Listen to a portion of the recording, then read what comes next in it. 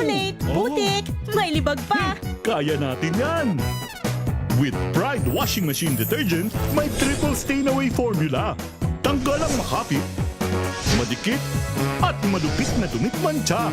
Kaya easy-easy ang labada. Mula noon hanggang ngayon. All you need is pride. All you need is pride. ACS. Tinesting, sinuri, siniyasan. Ang resulta? Super effective ang Shield sa pagpatay ng bakterya at virus. Shield Antibacterial Soap. Believe ang mga eksperto sa Philippine Nurses Association. At si Mami. Tiwala ako sa Shield. Shield Antibacterial Soap. Napatunayang mabisa. Ang mga nurse, tiwala. ACS. Ang galing-galing mo. Smart dishwashing paste ko. Pritong ulam na masebo, plato ang kaldero. Tanggaling for everyday. Ganyan, pag smart ang dishwashing paste, may double tanggaling formula. Tanggal ang sebo, tanggal ang bakterya. Pahit para walang bahid. Linis fantastic sa metal at plastic. Number one ko to. Tanggaling-galing mo. Smart dishwashing paste. ACS. May nagbago. May arte. May budget. Akala nyo lang yon. So solid. White rose papaya. Wow, white rose. White rose papaya. Wow, white rose. White rose papaya. May glow up with white rose papaya. White rose papaya. May puti power times 2 kasi may papaya at niacinamide. May shea butter and tea tree oil pa. Kutis sulit ang glow up. Glow up with white rose papaya. White rose papaya. Kutis sulit ang glow up. ACS. Wow, ang saya. Isang barangay na labada, puro mancha pa. Goodbye, pahinga. Mommy, isang laba lang yan sa Pride Bar Blue. May powerful stain-away enzymes na malupit sa dumit mansya. At di masakit sa kamay. Isang laba lang yan. Hello, pahinga. Hello, Pride Bar Blue. ACS. Kia ora, I'm Stephanie Adanza, 48 years old, and I'm working as a Member of Parliament Support Advisor here in Wellington, New Zealand. I'm very happy that a friend recommended MX3 to me. When I opened the box of MX3 and it said, the best decision of your life, wala nang doubt, I get to be part of a product that has a role in the good news, the Great Commission. MX3, dito ako bilib. Mahalagang paalala, ang MX3 capsule ay hindi gamot at hindi dapat gamiting panggamot sa anumang uri ng sakit. Stain away formula, katanggalang makapit, madikit, malupit na dumit mancha, kaya easy ang labada. Kaya pala mula noon hanggang ngayon, all you need is pride, all you need is pride, ACS. Kasama ang 2x2 tandem Anthony Taberna at Jerry Baha. ACS Balita. Oy, magandang umaga kay RDO Alex Onte. Natatraffic ba kayo dyan sa may Fairview? Sa Parview. O baka naman kayo ay nadali din ng... May tigil pasada pa ba hanggang ngayon? Mother, tuloy-tuloy ba yung tigil pasada ngayon? Ng Manibela? Day 2 na ngayon. Nako, sige nga. Tayo ay makipag-usap sa DOTR. Ang mga kumbatsero ng bayan, Katunying at Ka-Jerry. 2x2.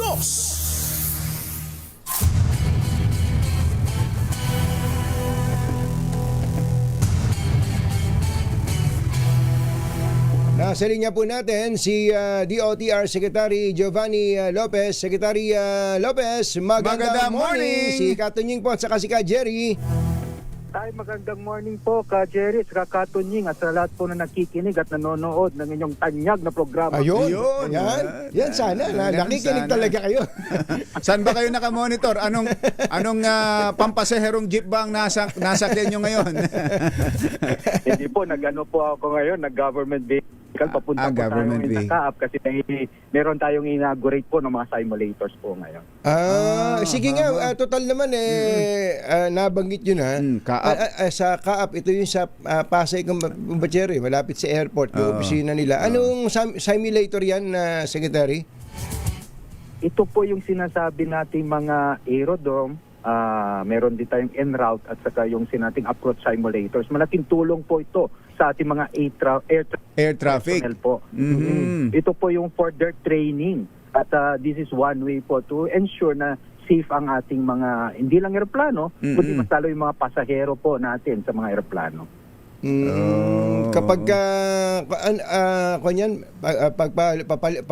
papalipad tapos papa-take off Palanding, tapos papalanding, ganun. Opo, at ang kagandahan dito kasi Kuya Jerry, Kuya Tunying, ito po yung parang they will train under yung sinasabi nating realistic yung mga mabibigat na senaryo without risking yung actual flight. Para naman, kapag dumating yung mga ganung senaryo, handa na po yung ating mga air traffic personnel sa controllers. Alam na nila ang mga gagawin. Opo. Sa bagay nitong nakaraan, di ba may nangyari nitong nakaraan na nasagi nung ng Saudia Airlines yung eroplano Yung nakapark lang. Sabi nga ho namin, Sek, mukhang hindi tumingin sa side mirror yung piloto eh. Tama po, medyo wala po yatang side mirror. Hindi mo yung piloto. Medyo puyat po yata yung piloto. Luwag-luwag ng paliparan sa airport. Kaya nga eh.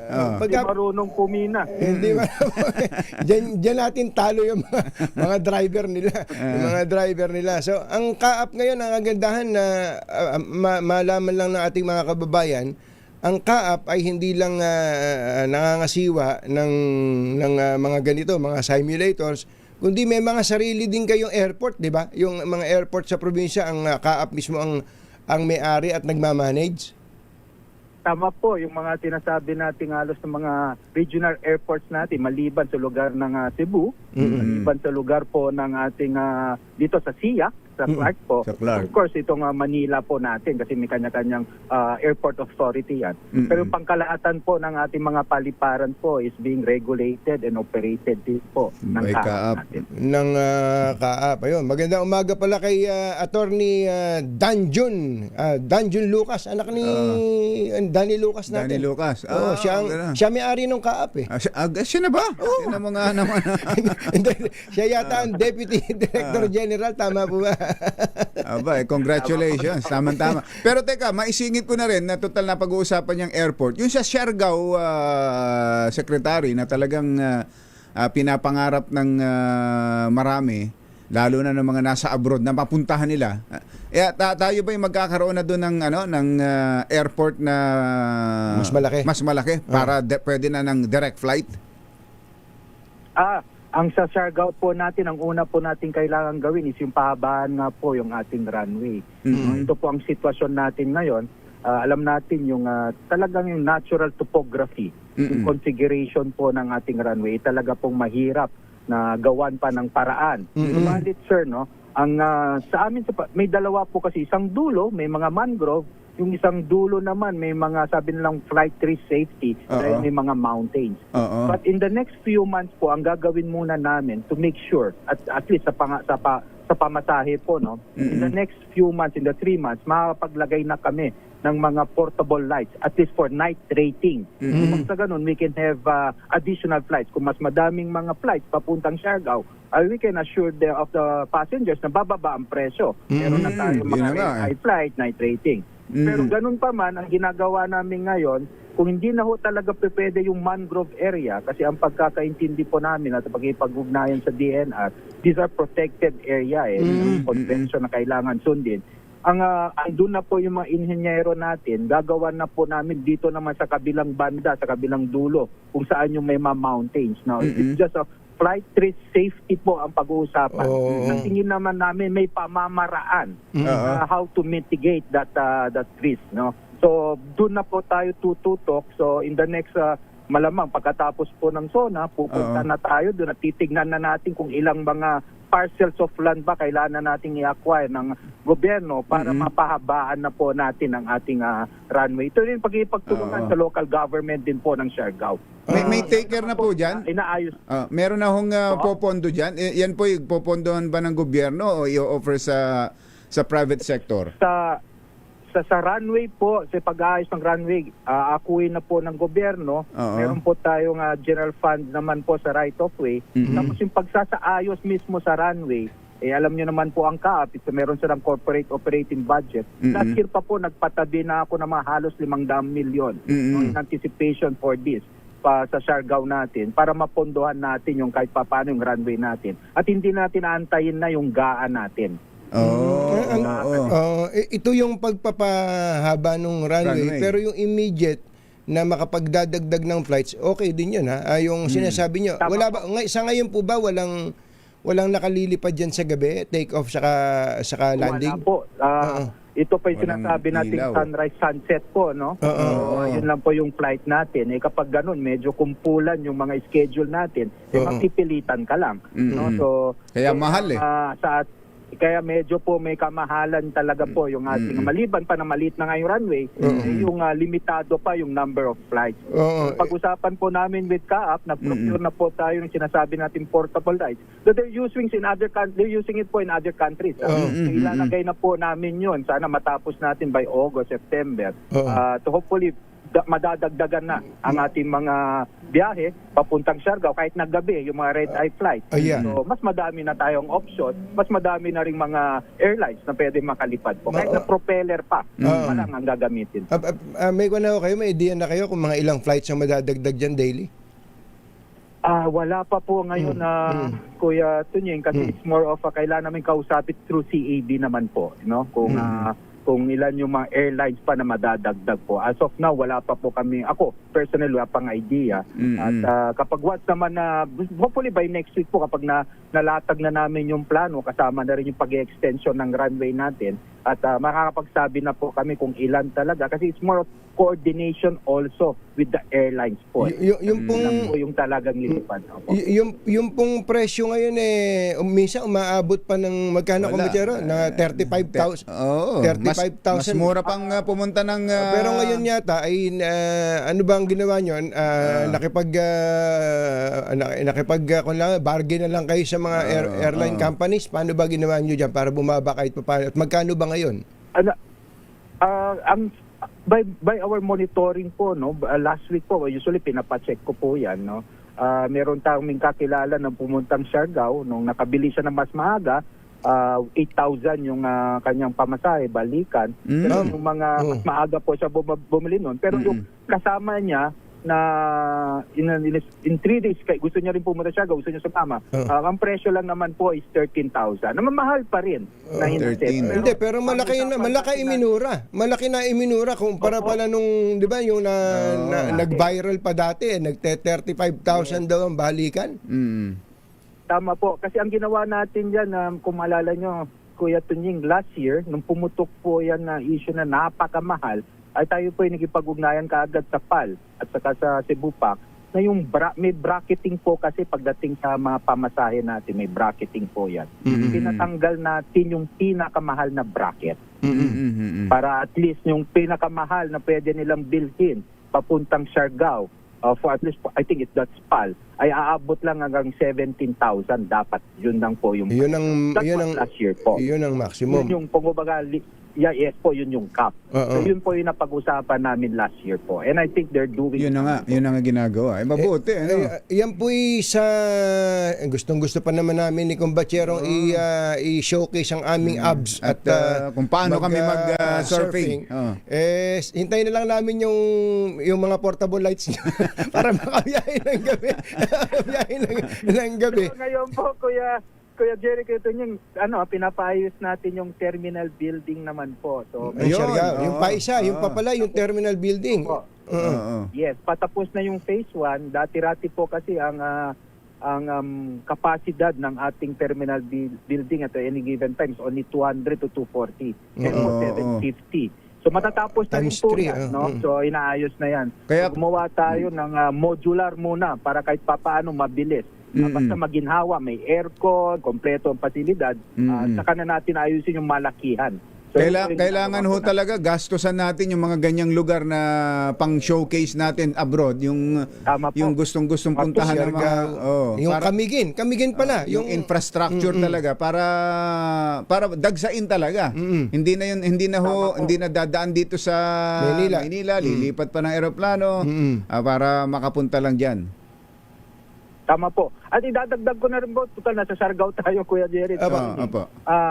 Meron tayong cruise ship dyan, yung ginawa Uy, rin po yun ng pala. PPA. Oo. Yung Port of Jombang, napakaganda po yun. At least as an alternative means of transportation po natin. At ang alam, kapag biyaheng Manila, papuntang Siargao, yan, by yung mga tugon na ating mga barko, ang pamasahe po dyan is first class na po, maganda na 3,500 po. Pesos, no? Pero mahaba ang ang biyahe. Pero nakapamasyal ka Nakapamasyal na. Opo, kasi maganda naman yung ating mga barko, may karaoke. At magdala lang po sila ng kanilang mga kasahan. Sulit nila yung ano. Halatang taga-Cagayan kayo, ha? Karaoke. Parang karaoke ninyo. Tama-tama yan. Karaoke sa videoke. Nasimulan natin sa Kaap tsaka dyan sa Siargao, magsosona ang Pangulo. This coming Monday. Monday. Kumbachero, bago ko na malimutan, yung Camiguin, kailan po ang umpisa ng pagpapalawak naman ng runway ng pagpapahaba? Camiguin naman. Ay, ongoing na po nung inutos po sa atin ng Pangulo yan na kailangan talagang pahabayin din yung ating runway sa Camiguin kasi maiksi lang po. So nag-uusap na kami nung Governor Romualdo, nila kong JJ Romualdo, at magkakaroon na rin kami ng Memorandum of Agreement para maka-download na rin po kami para sa right of way. Kailan po kasi bumili.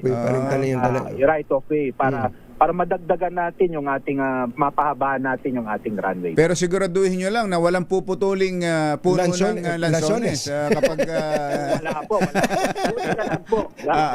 Buti na lang po.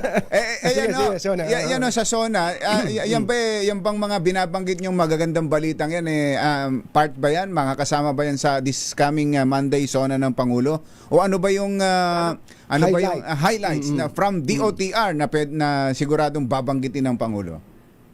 Ang sa tingin ko naman po makakasama kasi po lahat naman po ng inutos ng ating mahal na Pangulo, mas lalo na po ang sabi niya lang po sa DOTR, kailangan ligtas ang pabiyahe at maging maginhawa. So, gumawa tayo ng mga iba't ibang mga pantalan, tinapos natin mga terminal.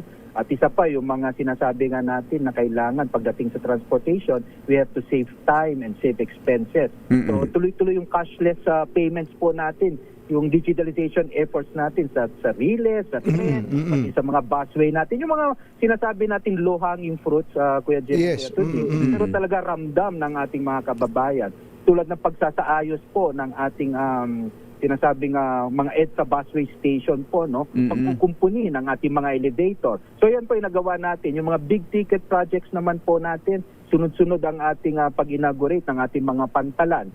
Then this year po, no, next year inaugurate natin yung Port of Lucena. Makailan po in-inspect ng ating mahal na Pangulo, napakaganda pong pantalan sa Lucena. Tapos yung sa pagdating naman po sa mga last quarter ng taon na to, matatapos na rin po natin yung passenger terminal building sa Bukid noon po ng airport Paliparan. Bagong airport po yan. Saan po yan? Sa Bukid noon po. Bukidnon. Kay Senator Mig Zubiri po. Talagang tinutukan yan sa administrasyon pong tinayo yan. Pati po yung TR4 na sinasabi natin, matatapos na po yan, Kuya Jerry, no? Yung first 3 phases. By the December 2026, I think we can open that already. At ito po ang maganda dito, yung biyahe mula Santo Tomas, papuntang Quezon, Chaong Quezon ho yata yun. Ito, maabot ito ng mga 3 oras. Ngayon ito po, kapag nabuksan na natin to, hindi po bababa so hindi not more than 1 hour na lang po yung biyahe.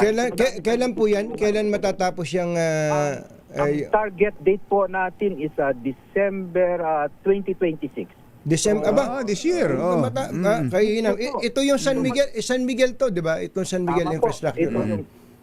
Tama, ito po yung SLEX TR4 na sinasabi natin. The first 3 phases, tapos isusunod natin next year naman po. Yung I think mga second quarter naman yung second phase. Now, from Santo Tomas papunta naman Lucena, 4 na oras po yan eh. Ay ko nga po nung nakaraan, 4 na oras. Mga 1 oras na lang po yan. Hindi, sobrang tagal ng biyahe dyan, Secretary. Pag nadaan ka sa mga bayan-bayan, napaka-traffic. Pero ngayon, expressway, 1 oras kanyo, 1 oras na lang ang biyahe. Yes, yun po yung estimate time of travel. At hindi lang po yun, Kuya Jerry, Kuya Tunying, makakatulong din From tayo Santo sa mga Tomas, ating Luzon. mga sinasabi nating agri-products din. Mm-mm. Kasi mas mapapabilis tama. ang biyahe. Oo. At kahit papaano makatipid sila sa diesel, sa crudo, sa gasolina, hindi po madadagdagan ng basta-basta yung presyo ng ating mga bilihin. Yung pang kompo, yung itong Commonwealth, yung Commonwealth Kumbachero, yung MRT7, ano na ba ang balita doon? Naiinip na kami doon, Secretary. Ay tuloy na po yan, second quarter of next year, 2027. Sigurado na po yung 12 stations na mag-ooperate. That is from Sacred Heart, papunta po sa North Avenue. At ang inaasahan natin na mga mananakay po dito is around, at the very least, 300,000 po daily ang pwede po bumiyahe dito. Ang kagandahan nga po, 12 station kaagad. 12 stations. Saan ho yun? Sacred Heart. Saan yun? Sacred Heart, Caloocan po. Sacred Heart, all the way to North Avenue. Dulo na pala eh. Halos dulo na pala eh. Halos may Ang haba na pala. Stasyon. Mahaba na po. Kasi 14 stations po yan. May dalawa na lang po yung inaayos. Exciting. Opo, yung Tala at saka yung San Jose. Yung po yung maiiwan. By 2028 natin matatapos yan. Kasi ngayon lang po natin patapos pa lang tayo sa right of way po dyan. So second quarter ng 2027. Itong MRT7. Pero yung hindi ba yun yung kung North Avenue yun yung common station na tinatawag? Kailan ba gagana yung common station na yan hanggang dugtong na sa LRT FPJ? Tama po, kamakailan lang po, no, meron tayong EDC approval diyan sa variation ng common station. Kung maalala nyo po, Kuya Tunying, kinancel po natin yung dating contractor diyan. At kailangan natin yung tinerminate natin yung kanilang kontrata kasi madami na hong delay. So nagkaroon tayo ng panibagong proseso. Finally po na-approve na yung variation order ng LRMC. Sila na po ang magtatapos diyan. So based sa kanilang computation at based sa kanilang timeline naman po, magagamit ang partial operations. Yung talagang partial operation, ibig sabihin pati yung electromechanical system, lahat magagamit ng first quarter of 2028. Pero ang utos ng Pangulo, kapag once nag-start na po tayo sa MRT7, that is second quarter, kailangan magamit na yung concourse o platform ng common station. Kahit na ma-delay mo na yung signaling. Ang ginawa po ng DOTR, no, tayo po ay inaayos natin yung concourse, yung platform, nag-usap tayo dito sa Trinoma para upang sa ganun, kapag operational na po yung MRT7, at dadaan sa Trinoma ng common station, dadaan para hindi na papunta sa North Avenue Station naman ng MRT. Para yung mga pasahero po, hindi na sa lansangan, hindi na kailangang bumaba. Hindi na bababa. Saka makakabili naman dun eh. Pag dumaan tayo sa Trinoma, makakabili. Maglagay. Opo. So from MRT7, pagbaba ng MRT7, pwede nang tumuloy ng MRT3. Para at least yung mga papuntang Makati, ayan, top, magagamit nila. Ganda Kasi niyan. na po tulad ngayon, na mahirap po kasi sa lansangan po, sa baba po dumadaan. Minsan kapag maulan pa, kaya nga naayos natin, nahihirapan ang ating mga pasahero. Yung sa LRT na matagal na naming hinihiling, Secretary, hanggang ngayon ba hindi ba pwedeng kahit na maglakad na lang kami bababa para makakonekta kami sa MRT from LRT? Yun po yung by first quarter of 2028, yun po yung papunta naman sa LRT natin, LRT1. LRT1. Tatagalan pa pala yun. Medyo matatagalan po doon kasi ang kailangang ayusin ho doon is more of the signaling. So in other words, bago matapos si Pangulong BBM, bago mag-step down sa June 2028, pwede na ba nating sabihin, makukumpleto na po yung loop na yan, at least doon sa particular area na yon. Pag pupunta, interconnected na ang MRT7, MRT3, at LRT1. Tama po, Kuya Jerry, Kuya Tunying. By first quarter of 2028, makakaasa sila ng seamless connectivity and mobility pagdating po dito sa ating mga tatlong riles. MRT3, MRT7, and MRT1 po. Naku, maraming salamat po. Alam nyo, Secretary, hindi naman yan ang itinawag namin sa inyo. Ang sinabi po sa akin ni Sir Yuel, yung ano ho yata, fair hike eh. Hindi, pero ang kaganda, kita nyo po mga kababayan, ito pong kausap natin, DOTR Secretary, kahit anong pag-usapan natin may kinalaman sa DOTR, alam niya. Ibig sabihin, ginagawa niya yung kanyang tungkulin at nakatutok, detalyado nga. Ewan ko, para tayo nasa boardroom eh. Okay, nabanggit nyo, fair hike. Sabi nga ng mga jeepney drivers at iba pa, taas ang presyo ng produktong petrolyo, ang bagal naman kumilos ng gobyerno sa hiling nila na fair increase. Ano po bang reaction ninyo doon? Kuya Tonying, inatasan na po natin ng LTFRB po na simulan na yung proseso. This is public consultation and everything.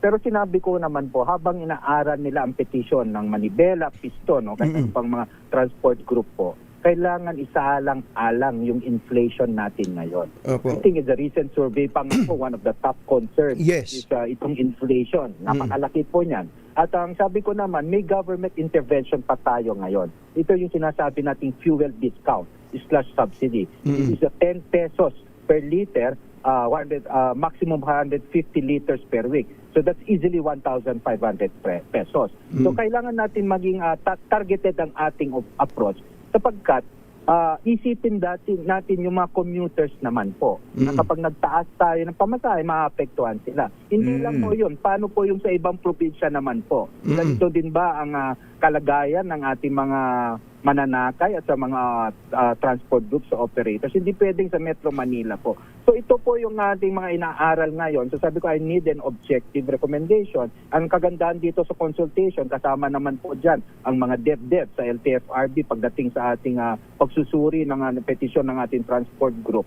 Pero kung maating pa po ang government intervention tulad ng fuel discount, mas maganda po yun kasi po kahit pa paano matutulungan natin yung transport group at hindi tayo nakakadagdag ng bigas naman pagdating sa ating mga commuters. Kasi pasa-pasa lang yan pag gano'n eh.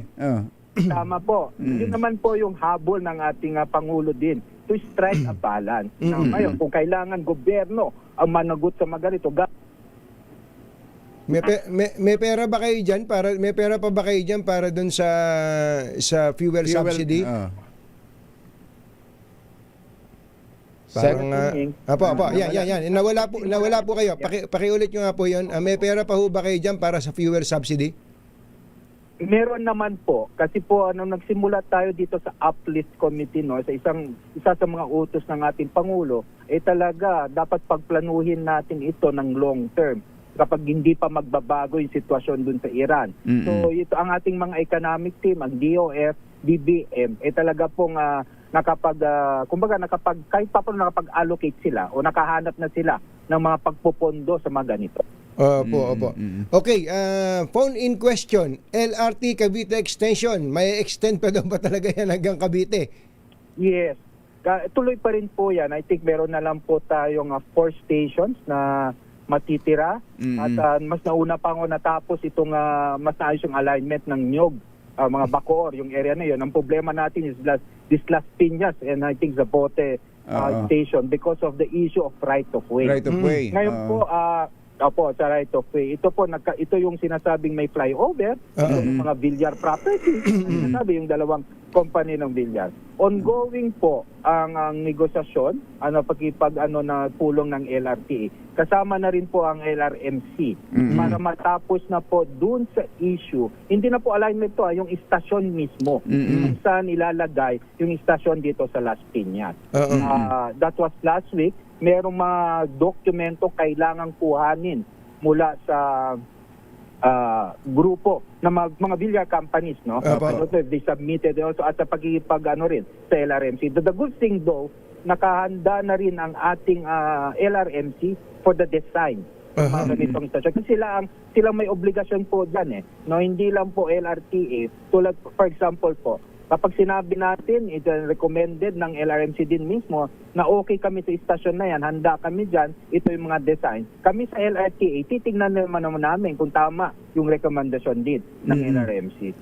This is not just a matter of LRTA itself, the government, and yung sinasabi nilang private company na mga bilyar. Kasi kailangan po talagang kasama din dito ang LRMC. Kasi sila ang concessionaire and under the agreement, sila ang may responsibilidad at obligasyon na gumawa ng design, aralin kung tama at naaayon ba yung technical at safety aspect nung sinasabi nating extension o alignment or estasyon po. May mga allegation kasi, Secretary, na hinaharang ng Villar family. Kaya nadidelay Totoo ba yun? Totoo ba yun? Yung extension na yan. Totoo po ba yun? Hindi, as a matter of fact po, hindi naman po sa pagharang kasi ang base the report na binigay sa akin, as a matter of fact, they want their property, they want to donate their property. Tinan mo na. I-donate pa nila para lang matapos na ang usapan. Donate the property station. May mga legal impediments lang as of now na sinasabi. So kailangan kasi kailangan namin makita yung titulo mismo na i-donate nila, no? Kasi ang kagandahan naman po nitong we did a cost benefit analysis po, Kuya Tunying, Kuya Jerry. Kapag na-donate po ito,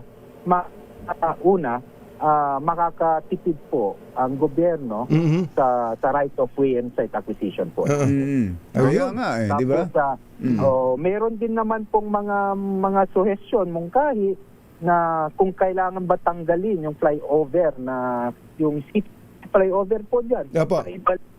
Wala naman yata dumadaan dyan. Tibagin na natin yan. Tama po.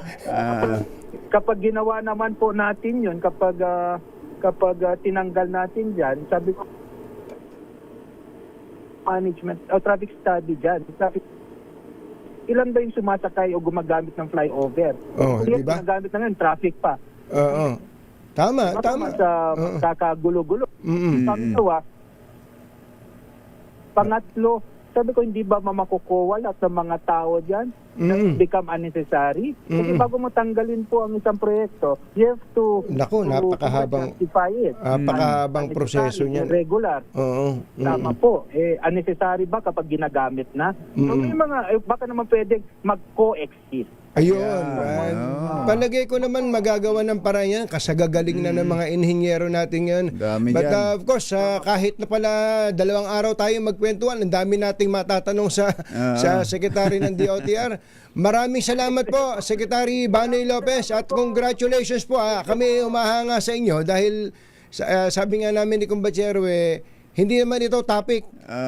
Kung saan tayo nagsuot, nakarating tayo sa abs namin, nakarating tayo sa lansones ni JJ Romualdo at iba pa. Thank you. Magandang umaga po. Kulang na lang po pag-usapan natin mga personal na buhay natin, Kuya. Thank you po sa lahat. Thank you, Sec Banoy. Si Secretary Banoy Lopez. Nagatid sa kabuuan ng ating ACS Balita. Ito po si Anthony Tabern. Ito po si Jerry Baha. Kasama ang 2x2 tandem Anthony Taberna at Jerry Baha. ACS Balita. Hindi ko na malaya nyo. Haba na pala ng kwentuhan natin, Kambachero. Marami kasi talagang masarap pag-usapan pag DOTR. Pagka DOTR, especially yung train, airports, and kung pa yun, hindi pa natin nabanggit yung Bohol, yung Norte. Ang dami, diba, marami. Yung Norte, mga iba at kapag development na ganyan, at meron tayong tinatanaw na, malapit na. Yan, sarap pag-usapan nun Pang-good vibes yan Kumbachero. Singilin natin sila doon, Jerica, doon sa timeline. Ilista natin yun. Timeline. Alam ba, yung MRT7, second quarter daw ng, second quarter ba? First quarter next year. 12 stations. Second quarter ng 2026 next year. Yung MRT7 2026 na yun. 2027 nalilito ka na. Yung MRT7 bibiyahin na from Sacred Heart to North Avenue hanggang North Avenue at kasabay na rin yan na ang mga pasahero niyan ay gagamit ng Trinoma papunta ng MRT3. Hindi ba? Yun na parang unti-unti na malaking bagay po yun. Meron tayong nilulook forward hindi tayo one-sided. Talaga. Oy, doon po sa mga taga Barangay 12, Engineer Tony Nanggel, Barangay 12, Libis, Talisay, Dagat-Dagatan, Caloocan. Ayan. Kayo ba yung mga one-sided? Mga one-sided ba kayo? Ayan, kasama po ang Charm Fabcon Purple Eternity. Ang malakas promo ay naghahanap na mabibigyan ng pera. Ready na ba kayong tandaan ang ating word of the day para manalo ka ng Deezer H Mini Component? Eto na! At ang ating word of the day ay... One-sided. Ayan, ako, daming memes Yan na dyan. yan na napag-usapan. Yan po kasi binigkas ni Senator Robin Padilla sa impeachment court kahapon at sinabi niya sa prosecution, sana hindi one-sided ang prosecution. Ayan. Disgrasya na. Ang defense ba, hindi niya sinabihan na dapat hindi kayo one-sided? Dapat sabihan niya rin. Oo. Dapat sabihan niya rin yung, tayong mga senator judges, dapat hindi rin tayo one-sided. Yun, dapat. Ang senator judges talaga. Yan talaga dapat, hindi one-sided. Pero ang defense... At saka prosecution, dapat one-sided sila. Dapat. Kasi mapagkakamalang nagbebenta sila ng kaso nila. Oras po natin, Achi Ahya, Mr. Janamtang, Lakyam Gochap, Dihon, 8 minuto na lang, alas 7 na. Balitang makatotohanan, balitang maaasahan. ACS Balita. Ang programang ito ay hatid sa inyo ng ACS Manufacturing Corporation, ISO certified, maker ng world-class quality Pride detergent. This time check. Maulan man, no worries na amoy kulog ang damit. Charm Fabcon, bangong kumakabloom, tanggal amoy kulog sa bango ng charm. Kaya gamit ko, Charm Fabcon with Bloom Fresh Technology. Kills 99.9% of kulob-causing bacteria. May aroma burst pa of thousands of flowers and berries. Ang sampay sa loob, no amoy kulob. Bangong kumakabloom sa charm. Charm Fabcon. ACS. Sa lahat ng bagay, simula pa lang, siguraduhing max protection na. Kasi pag kulang ang proteksyon, baka madaling masira. Sa ngipin, dapat may max protection din. Max Alaga ng Unique Toothpaste. With Max Protect Formula. Helps stop cavities before they start. While keeping breath fresh. Try Unique Maximum Fluoride Protection. Para Max Alaga, Max Protektado. ACS.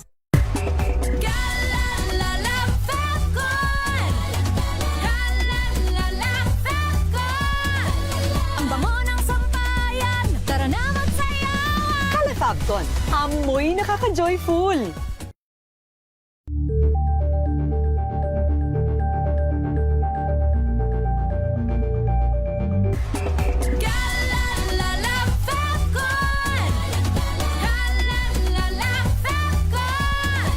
Ang bango ng sampayan, tara na magsayawan. Kala Fabcon, amoy nakaka-joyful.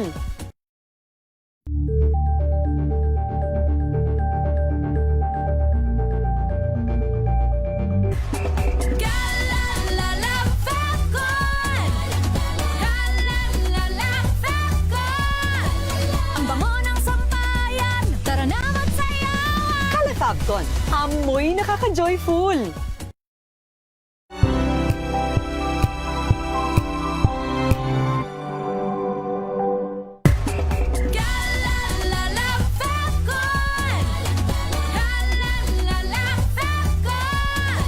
Ang bango ng sampayan, tara na magsayawan. Kala Fabcon, amoy nakaka-joyful.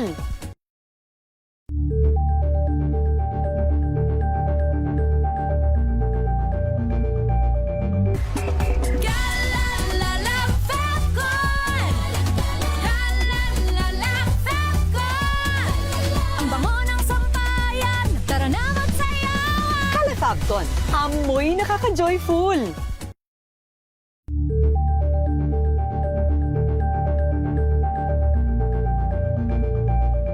Champion na milyonaryo pa.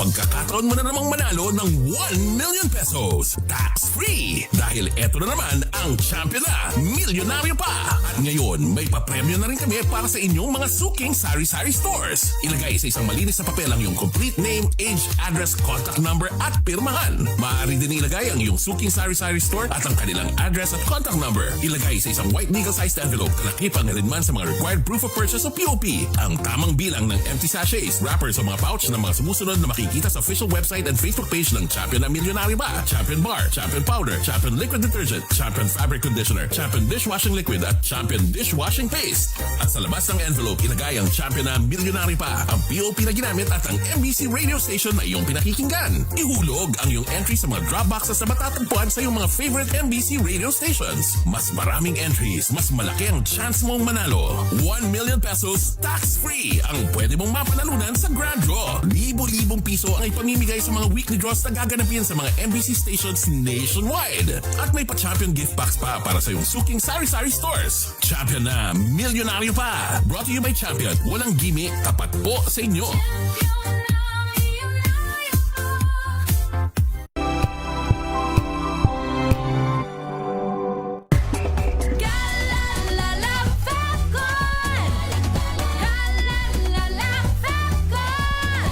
Ang bango ng sampayan, tara na magsayawan. Calefacton, amoy nakaka-joyful.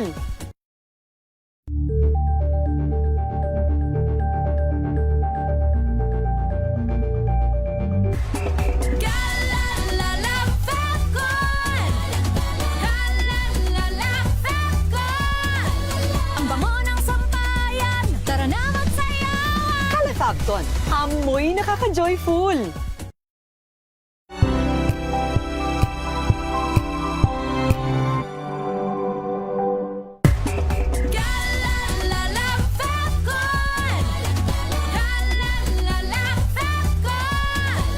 Ang bango ng sampayan, tara na magsayawan. Calefacton, amoy nakaka-joyful.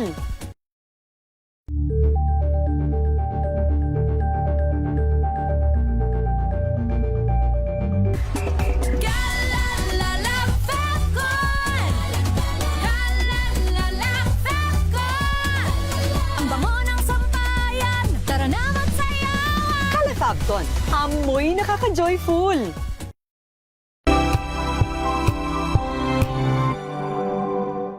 Maagang balitaan, maagang usapan sa mga issue at balita. Kasama si Kuya Angelo Palmones sa Magandang Umaga Pilipinas. Mula Lunes hanggang Biyernes. Samahan niyo po ako hanggang 7:30 ng gabi. DZRH Usapang Liga. Magandang gabi Pilipinas, Metro and Mega Manila, Nas Extension sa DZRH at RHT. Ray Simayan At Kisses Habswan. para sa DZRH, una sa Pilipinas. Una sa Pilipino.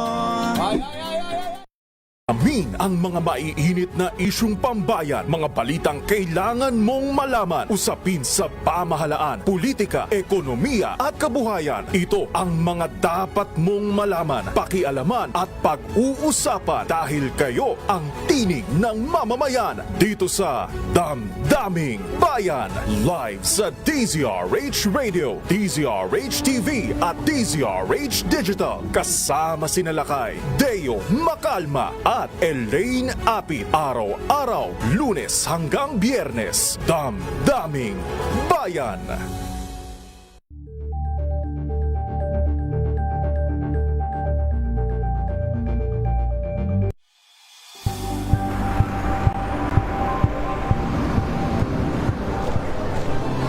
Ating mga eksperto dito lang sa Expert Opinion. Ito ang The Better News. TNVS. Trending and isang kwento, iba't ibang anggulo. Dito sa Hoy. Bawal pananagutan ang tatalakayin dito sa Hoy. Bawal yan. Filipino, dito lang sa DZRH. Match up on entertainment and lifestyle. Ito ang MBC TV Network News. Una sa Pilipinas, una sa Pilipino.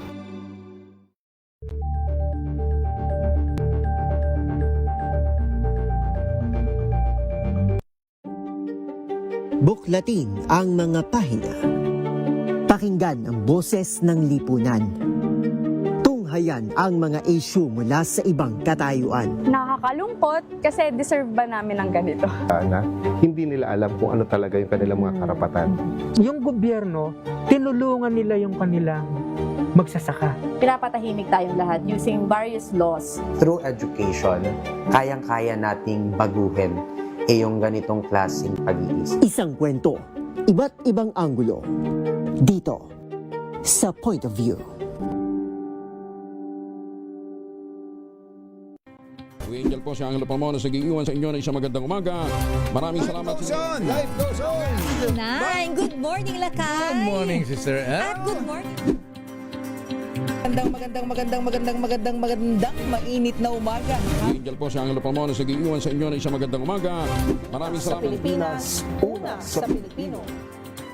Ito ay bunsod ng naitalang 17 individual na ang kanilang naaresto. Metro Manila Development Authority o MMDA ang No Contact Apprehension Policy o NCAP sa Metro Manila. Sa ilang mga dokumento ay peke. Hindi rin legal ang employment na ipinangako sa kanila. Sa mata ng batas, mananagot ang sangkot at may sala. Dahil sa bawat paglabag, may karampatang parusa. Alamin ang mga pananagutan sa likod ng mga bawal. Dito sa Hoy, Bawal Yan, tuwing Sabado, alas 11:30 ng umaga. Dito lang sa DZRH TV.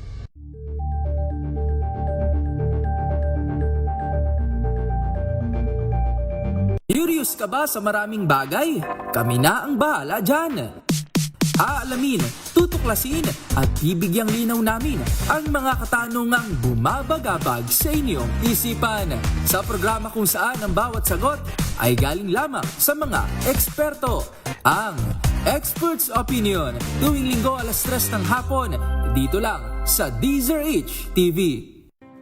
Better News. Una sa Pilipinas, una sa Pilipinas. NBS, trending and viral show. Nakahandang sa ating balitan mga kaibigan sa Rapido Hataw. Itaberna sa 2x2 sa DZRH. Uy, trending ngayon, trending. Kumbachero. Ang Robin Padilla natin. Oo, talaga. Ang Senator Robin Padilla natin ay trending hindi lang po sa Senado kundi sa Pulse Asia Survey. Sa ano ba to? Commission survey? Okay, commission survey. Sa senatorial race, number 1 ang Robin Padilla. Number 1 ang Robin Padilla sa ibobo. Kung ngayon ang eleksyon, ang tanong, kung ngayon ang eleksyon, sino iboboto mong senador? Robin Padilla. Ayan. Kahit one-sided ka, Robin Padilla. Robin Padilla pa rin. One-sided kami para kay Robin. Ayun, yan ang Robin Padilla. So paano ka, sabi siguro nung grupo ni Robin Padilla, staff ni Robin Padilla, basta kahit ano pa gawin ng boss namin dito, number 1 pa rin kami. Ano bang, nasubaybayan niyo po ba yung impeachment trial kahapon, mga kapuso, mga kapamilya, kapitbahay, mga trolls, mga bashers, nasubaybayan niyo po ba? Ang isang eksena po doon ay tinatanong ni Senator Judge Robin Padilla, yung lead prosecutor, si Congresswoman Jervil Luistro. At may isang pagkakataon po sinabi niya na, ano sabi niya, Kumbachero? Dapat daw hindi one-sided ang prosecution. Yun. Ito. Panoorin natin. Pwede ba? May audio. Meron ba tayong audio yan? Mga, yung tagpong yan. Tapos merong nagbulungan tuloy sa sa gallery.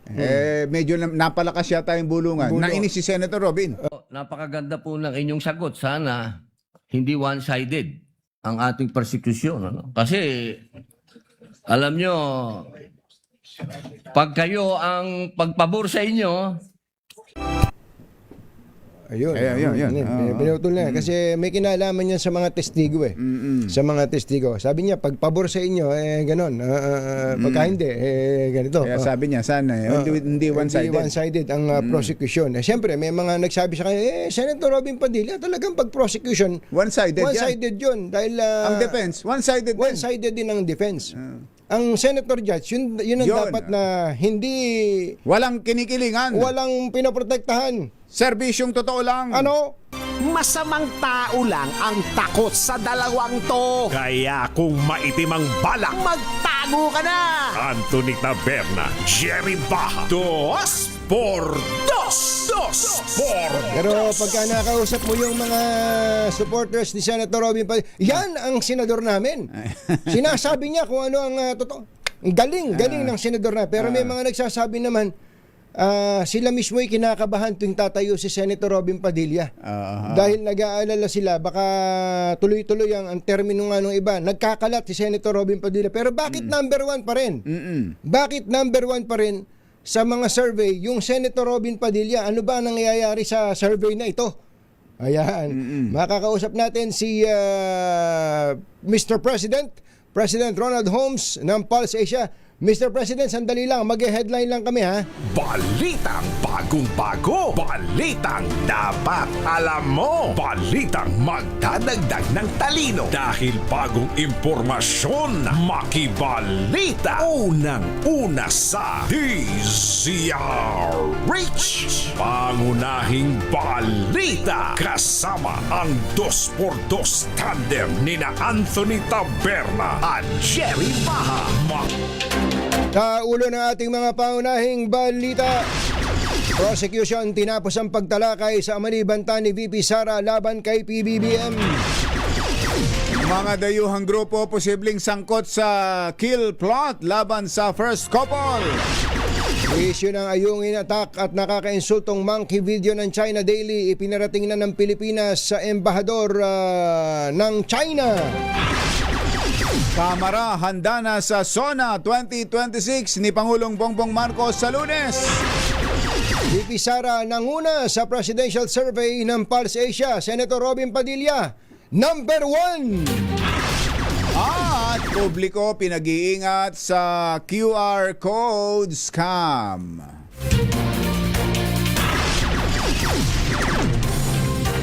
Magandang umaga, Luzon, Visayas at Mindanao.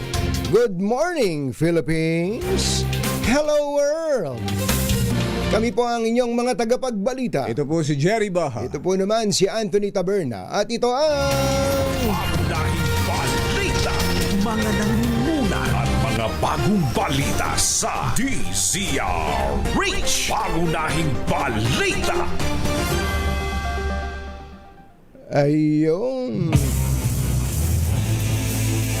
Kausapin po natin ang Pangulo ng Pulse Asia, si Mr. President Ronald Holmes. Sir Ronald, magandang morning. Si Katunying po at saka si Jerry. Kumusta po? Long time no see. Long time no see, Katunying, Jerry. Magandang umaga sa inyo lahat. Kayo po ba naglalagi pa rin sa atin dyan sa Japan? No, nandito pa rin at babalik-balik sa Pilipinas pero nandito tayo sa Japan. Opo. Baka kayo nagsasawa na sa sashimi dyan, ha? Tsaka mainit dyan ngayon. Oo, medyo mainit ngayon sa Japan. Sobrang init kasi init ng politika sa ating bansa. Sinabi niyo pa. Opo, okay.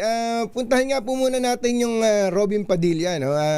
Nasusubaybayin nyo naman yung impeachment trial natin dito, Sir Ronald, no? Opo, at I'm sure, definitely. Yeah. Opo, naririnig nyo rin yung, at napapanood yung, particularly yung mga tirada ni Senator Padilla at yung reaksyon ng publiko, especially very active ngayon. Parang real time ang interaction natin with our countrymen, mga netizens. Ang sabi nga, na-intro na po namin kanina, siyempre, yung mga fans ni Senator Robin Padilla, tuwan-tuwa, galing ni Senator Robin Padilla, pero maingay din yung nagsasabing, ano ba naman, Senator, nakakakwang ka eh. Ayun, tutut, ayun.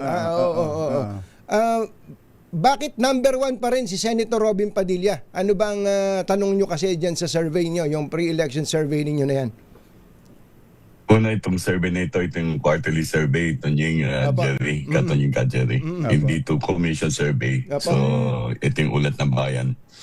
So, ang meron lista ang binigay sa kanila. At kung sa lista na pinapapili sila, kung gaganapin yung election ngayon, maaari silang pumili ng 12 boboto nila. sa pagkasenador. At nangunguna nga si Robin Padilla. Yung survey ginawa nung June 28 hanggang July 6. So, ibig sabihin, bago pa man nagpahayag ng kung anong bagay si Senator Robin Padilla sa Senate Court, no? So hindi pa natin narinig yung dapat ang prosecution hindi one-sided. Ganon. So hindi pala ito June 28 to July 6. So hindi pa nag-uumpisa yung trial. Wala pa yung impeachment. Wala pa yung trial. So hindi po pa narinig yung words of wisdom, kumbaga. kahit sinong senador.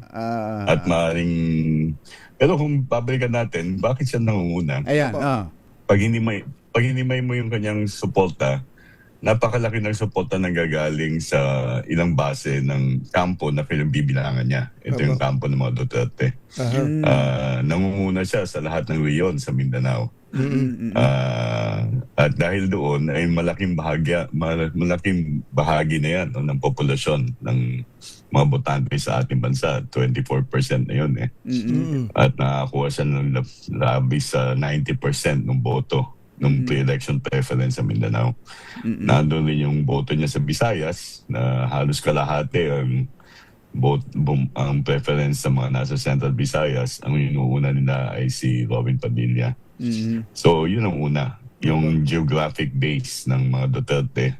Dahil kaalyado siya eh. Pwede mang banggitin na napaka-loyalista ni Robin Padilla sa mga Duterte. Kasi minsan pinayag niya, pag sinunog mo siya, ang amoy niya, amoy Duterte siya. Amoy Duterte, di ba?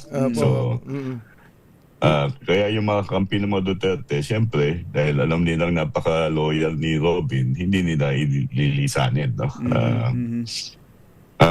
Pangalawa, bagamat meron tayong maaaring puna, dahil sabi nga tayo kakaiba naman tayo yung mga medyo mapangutya tayo, di ba?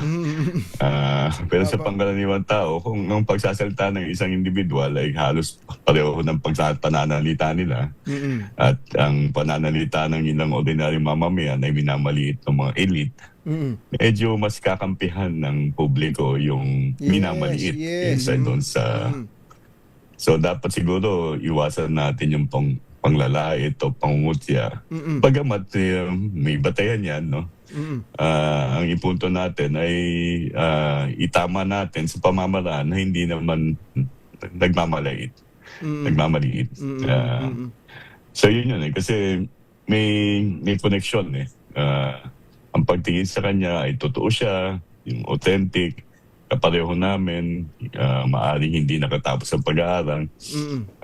At maraming Pilipino hindi nga umabot ng koleyo, di ba? That's about 7 out of 10 Filipinos have not even reached, have not even finished or reached college. So, yun ang dapat natin tignan. Bakit iba-ibang panglasa ng mga Pilipino pero mukhang sa panlasa ng Pilipino, halos kalahati ay papaboran si Robin Padilla. So doon po sa binanggit yung mga factors na yon, medyo mabigat pala talaga ang puhunan, ano? Ang laki nung base niya.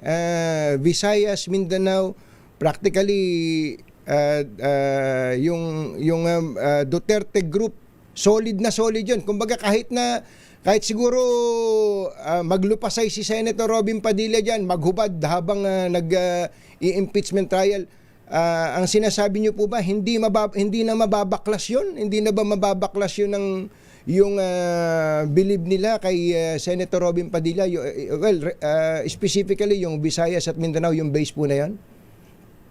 Hindi naman sa hindi mababaklas, no? Kasi sabi mo, hindi pa nagsimula yung trial Maaaring itong mga pahayag niya ay magpapatibay o maaaring magpapa-lusaw ng suporta sa kanya. Kasi kung ang sinasabi ng isang politiko ay wala namang saysay, kahit nasabay mo sumusuporta ka sa ngayon, siguro naman magdadalawang isip ka, no? Dapat kung boto ito kasi hindi naman niya mapapahayag yung mga aking kagustuhan, yung aking interes sa isang institusyon na dapat ay mahusay ka sa deliberasyon.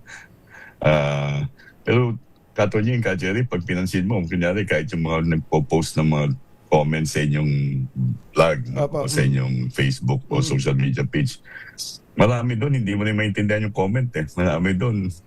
Ang komento, mali-mali ang spelling, di ba? Mali ang grammar. So, pansin mo yun. Kung ating pinupo ng isang nakaluklok dahil sa kanyang kamalian, sa kanyang pagpapahayag o kakulangan ng sinasabing kasanayan, ganun din eh. Sa pangkananiwan, makikita natin, mga na-comment na nakukuha natin eh, minsan gusto mong i-correct, di ba?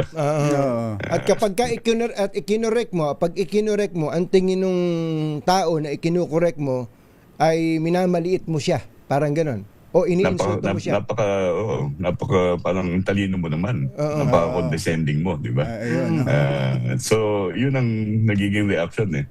Kaya diyan, minsan pag natin, paano mo ba malulutas ng problema na parang may following, parang may cult following, kumbaga.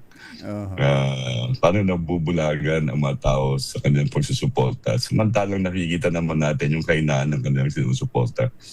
Kaya nga eh. Pero iba't iba, yun problema doon.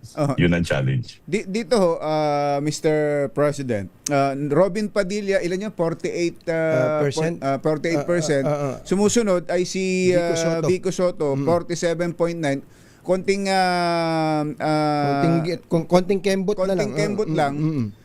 Yung bang mga pumili kay Senator Robin, sila rin ba yung pumili kay Vico Soto? Ano bang difference? Samantalang dalawang magkaibang tao at dalawang magkaibang magkaibang profile. Yan, basically may overlap eh. May malaking overlap dyan, Jerry. Kasi pati natin, gaano karami yung pinipili ng mga botante sa ngayon, no? Kasi malayo-layo pa eleksyon eh. Hindi naman kompleto itong listahan na ito, no? There are 53 names. Meron nga kami nakaligta mga pangalan dyan eh. Yung mga rin bumalik sa Senado. Si Grace po, si Coco Pimentel. So maaaring madagdagan pa yan. Pero dito sa dalawa, pag tingnan mo, bakit nagkadikit sila? Ibig sabihin, top of mind choices sila eh. Yung ordinaryong bilang na binabanggit ng mga botante, 7 out of 53. They only identify 7 names. At pangkaraniwan, yung top of mind nila ay 3. Si Robin Padilla, si Vico Soto, at si Raffy Tulfo. So, ang sagot doon, sinatatanong mo, marami sa mga boto kay Robin Padilla ay nag-express din ng preference kay Vico Soto at kay Raffy Tulfo. Kaya magkakadikit sila. Pero 7 lang sa pangkaraniwan ang binabanggit na pangalan na medyo mababa kung ikukumpara sa mga nakaraang eleksyon. Ibig sabihin, hindi ganun ka-exciting siguro yung listahan o maaring paggamat interesado sila, mas interesado sila doon sa eleksyon sa pangpangulo kaysa sa eleksyon sa senatorial, which is normal in an election year na ang presidente ang tampok na pinipili. So parang ang dating ba nito ay kung ano lang yung aware sila o popular para sa kanila, kaya ito yung lagi nilang naririnig, lagi nilang nakikita sa social media. Top of mind. Kaya yun ang top of mind. Hindi yung dahil sa qualification, hindi dahil sa kung ano yung nalalaman at pwedeng magawa ng isang taong ito. Well, magkakahalo. Merong iba na ang kanilang pinipili ay dahil sa popularidad. Merong iba na ang kanilang pinipili ay dahil alam nila na maganda ang record. Hindi natin masabi, kailangan natin i-probe pa yung yan. No? Nyari, alam natin ang record ni Mayor Vico Soto. Malinaw sa atin ang record ni Mayor Vico Soto. Ang daming pagbabagong nangyari sa Pasig sa ilalim ng kanyang panunungkulan. Siyang isa sa mga nauunang lumalaban sa political dynasty, no? Conveno siya ng isang grupo ng anti-political dynasty. Pero Soto din siya. Ibig sabihin, popular yung pangalan. Pero nadi-differentiate siya. Pag nakikita natin mga balita tungkol sa kanya, ang mas mabinibigyan pansin ay yung mga pagbabago sa mga Pasig. Pero hindi natin matatanggal yung kanyang apelyido ay may popularidad. So, unless titignan natin mabuti bakit niya binoboto si Vico Soto, hindi natin matitiyak kung ano yung kadahilanan. But we know his record and probably people vote based on his record. And I would say they do vote based on his record. impeachment trial nakakasyam na araw na po, Sir Ronald, no? So, kung ang susunod na survey ninyo, naka-factor in na ito, including the words of wisdom, sabi nyo nga, ng maraming mga senador natin na baka iba tatakbo uli, magbabago ba? Nakikita nyo ba na maaaring maging factor ito sa decision making ng mga kababayan natin sa susunod na survey man lamang, at least sa susunod na survey? Well, Katonying, definitely magbabago, no? Tingnan mo lang yung mga nakaraang eleksyon. Yung mga nagna-number 1, number 2, minsan, let's say in the last election, yung mga nagna-number 1, number 2, nalaglag sa mga naunang survey. So, hindi malayong maaaring manatili, maaaring mawala, no? Sila. Kasi depende yan sa kanilang ginawa o sa kanilang kakulangan ng hakbang para mapanatili ang kanilang popularidad. Doon sa impeachment, kung ang pagbabatayan natin ay itong huling 9 na araw, hindi ko kasi masyadong pinakinggan na itong huling 2 araw Kasi medyo nakatulog na ako nung unang 7 araw So, it's a tie. Kung ganun ka, kasi hindi din tayo abogado no? Yung parang naiinip ka. Yes. Kinakailangan mo ba pakinggan ang isang hearing na umaabot ng 7-8 oras na hindi pare-pareho lang naman yung tinatanong. So, unless mag-iba yung tono nung trial, hindi natin masasabi na magiging malaki epekto nito sa opinion ng publiko tungkol sa kaso mismo at tungkol sa mga individual na may kaugnayan sa kaso, lalo-lalo na doon sa mga senator judges na maaaring tumakbo bilang senador ulit o sa mas mataas na posisyon sa susunod na halalan. So napaka-importante talaga, Kumbachero, Sir Ronald, na ang mga players dito sa impeachment trial na to maibaba sa nauunawaan ng mas maraming Pilipino yung diskurso. Tayo nga kahit paano nakakaintindi tayo sa proseso, umaalis na tayo pag napagod na tayo dun. Hindi po ba, sir? Pag napagod ka, Netflix kagad o kaya Prime Video na ang nililipatan mo So ang effort ngayon siguro sa parte ng presiding officer at ng mga senador at defense at prosecutor na maibaba at mas maintindihan ng mas marami nating kababayan. Pero siguro huling point na lang tungkol dun sa pinag-uusapan natin. Ano ang what does it tell us about our voting public, Sir Ronald, na parang wala silang, ano ba yun, hindi na ba talaga sila ayaw na ba nilang pumili ng mas level up na kandidato, o wala ba silang pakialam sa qualification and performance ng ating mga kandidato, sir? Well, sabi ko nga, iba-ibang batayan natin sa pagboto. Hindi natin matatanggal ng ibang tao ang pagboto nila ay batay sa pagkakilanlan nila sa personalidad. Kasi maaring ang ibang tao, maaring tayo, ang binoboto natin ay batay sa paniniwala natin na itataguyod itong individual na itong ating interes. Pero kahit yun, yung itataguyod ng interes, subjective yun, Katonying, Jerry. Di ba? Kung sa tingin mo ay totoo naman yung taong tumatakbo, medyo hindi naman siya nagpapanggap, hindi siya plastic, pagkakatiwalaan mo siya. Yes. Diba? So, maaring hindi masyadong matalas ang kanyang bibig, maaring hindi masyadong maganda ang kanyang sinasabi, hindi matalino. Pero dahil alam mong totoo siya, hindi siya plastic, at parang siyang pangkaraniwang individual, hindi nagpapanggap, bibigyan mo siyang pagtitiwala. Kasi nararamdaman niya sa pananaw mo, nararamdaman niya yung nararamdaman mo.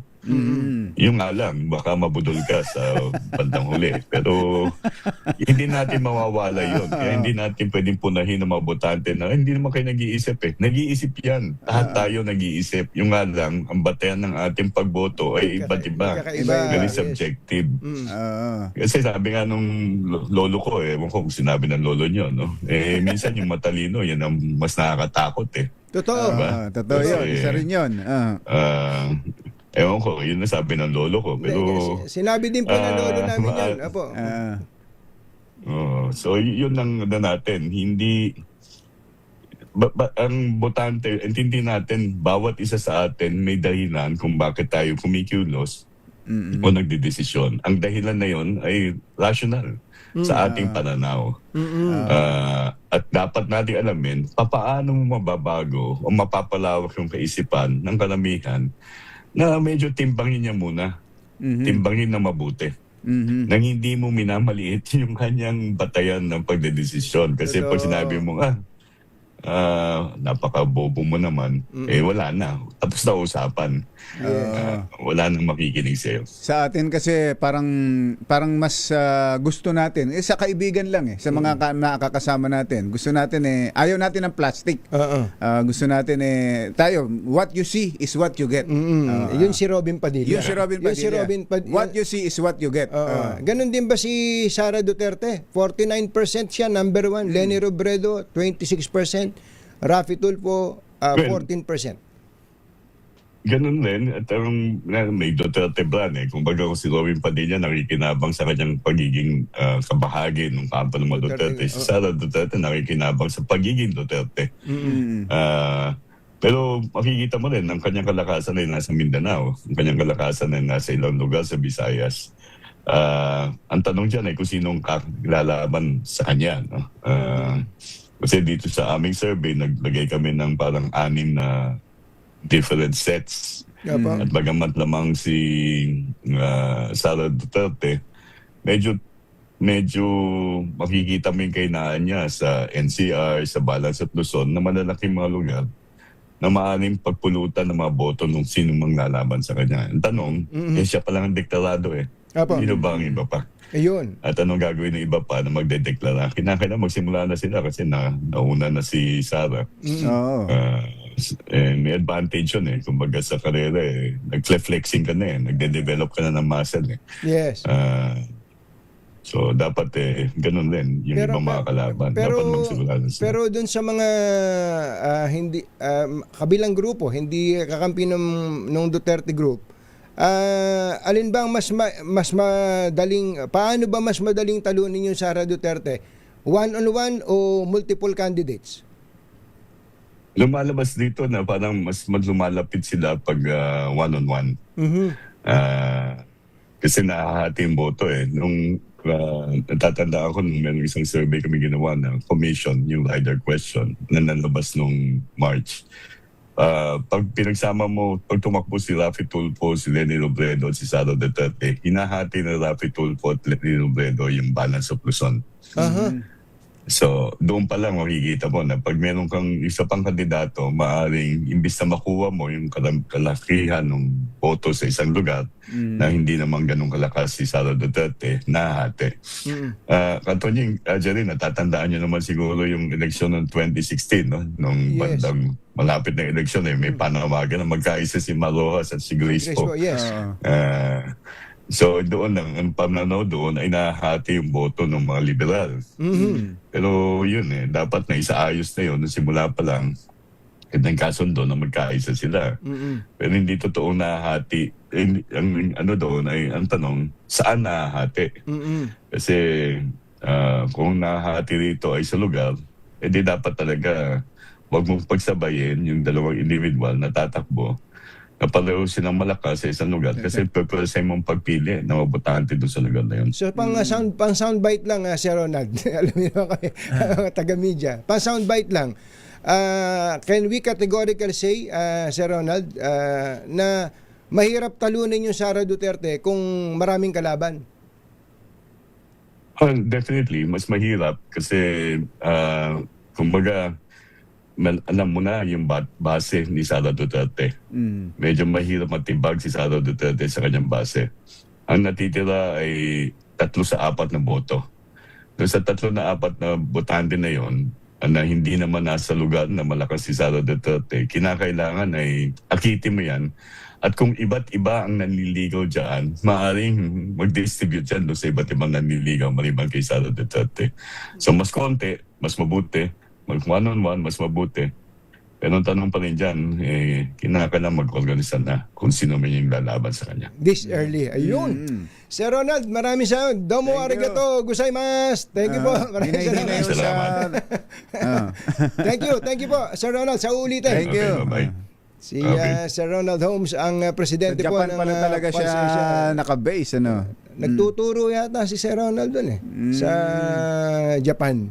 Japan. Sagot sa kahirapan.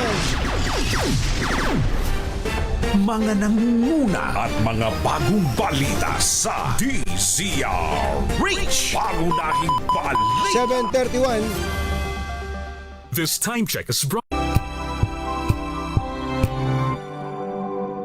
Wow, ang saya. Isang barangay na labada, puro mancha pa. Goodbye, pahinga. Mommy, isang laba lang yan sa Pride Bar Blue. May powerful stain-away enzymes na malupit sa dunit mancha. At di masakit sa kamay. Isang laba lang yan. Hello, pahinga. Hello, Pride Bar Blue. ACS. Tanggaling-galing mo. Smart dishwashing paste ko. Pritong ulam na masebo. Plato ng kaldero. Tanggaling for everyday. Ganyan pag smart ang dishwashing paste. May double tanggaling formula. Tanggal ang sebo, tanggal ang bakterya. Pahit para walang pahit. Linis fantastic sa metal at plastic. Number 1 ko to. Tanggaling-galing mo. Smart dishwashing paste. ACS. Tinesting, sinuri, siniyasan. Ang resulta? Super effective ang Shield sa pagpatay ng bakterya at virus. Shield Antibacterial Soap. Believe ang mga eksperto sa Philippine Nurses Association. At si Mami. Tiwala ako sa Shield. Shield Antibacterial Soap. Napatunayang mabisa. Ang mga nurse, tiwala. ACS. May arte? May budget? Akala nyo lang yon. So solid! White Rose Papaya, wow! White Rose! White Rose Papaya, wow! White Rose! White Rose Papaya! May glow up with White Rose Papaya! White Rose Papaya. May puti power times 2 kasi may papaya at niacinamide. May shea butter and tea tree oil pa. Kutis sulit ang glow up. Glow up with White Rose Papaya! White Rose Papaya. Kutis sulit ang glow up. ACS.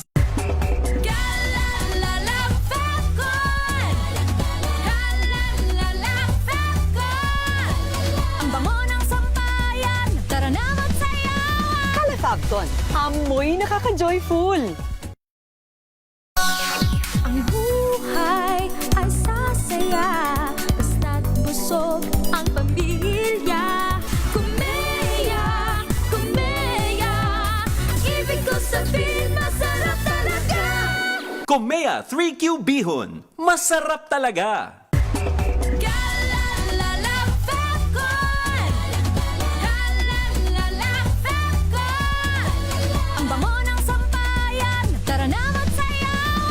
Fabcon, amoy nakaka-joyful.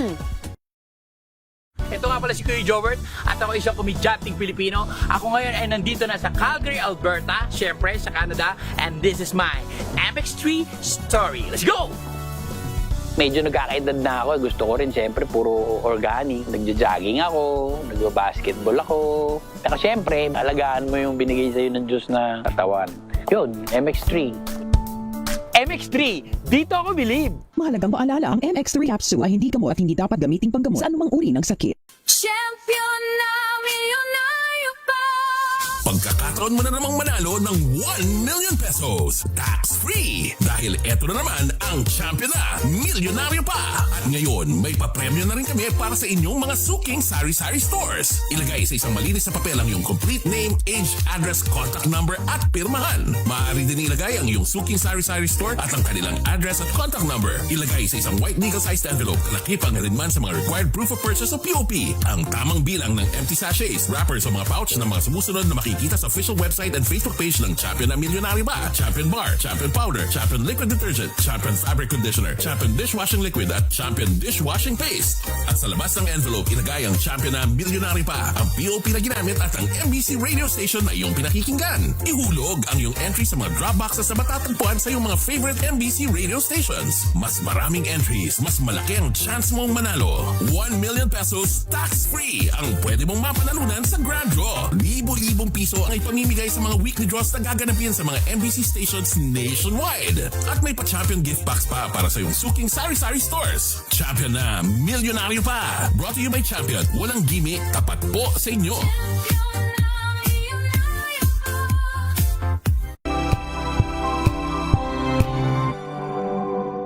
Hello, Washi! Laundry day na naman! Yay! Anong meron? Mancha ng chocolate, putik, may libag pa! Kaya natin yan! With Pride Washing Machine Detergent, may triple stain-away formula. Tanggal ang makapit, madikit, at malupit na dumit mancha. Kaya easy-easy ang labada. Mula noon hanggang ngayon! All you need is pride! All you need is pride! ACS! Maulan man, no worries na amoy kulob ang damit. Charm Fab Con, bangong kumaka-bloom, tanggal amoy kulob sa bango ng Charm. Kaya gamit ko, Charm Fab Con with Bloom Fresh Technology. Kills 99.9% of kulob-causing bacteria. May aroma burst pa of thousands of flowers and berries. Ang sampay sa loob, no amoy kulob. Bangong kumaka-bloom sa Charm. Charm Fab Con. ACS! Sa lahat ng bagay, simula pa lang, siguraduhing max protection na.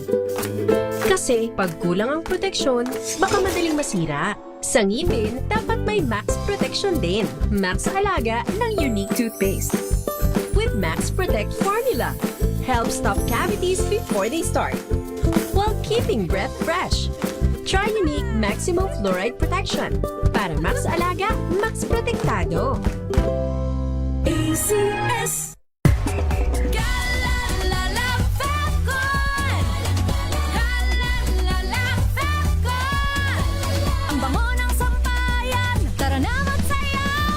Fabcon, amoy nakaka-joyful!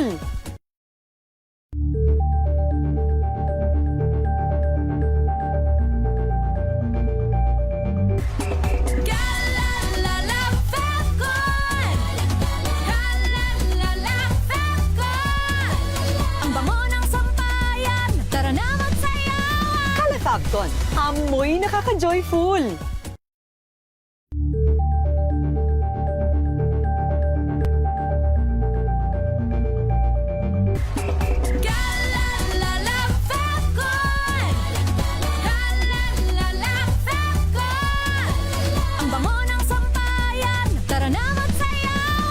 Fabcon, amoy nakaka-joyful!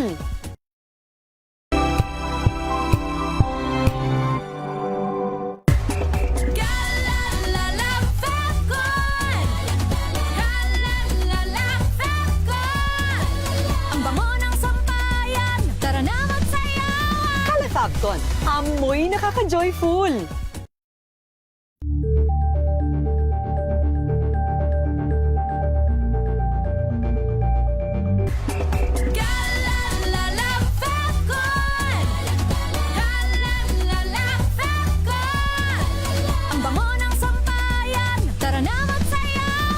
Fabcon, amoy nakaka-joyful!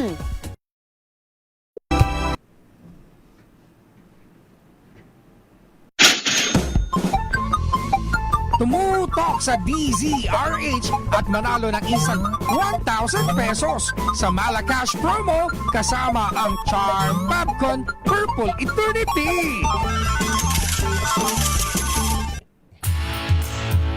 Ay, birthday boy, General James Brillantes. Happy birthday. Happy birthday, General James. July 25 yan, Kumbachero.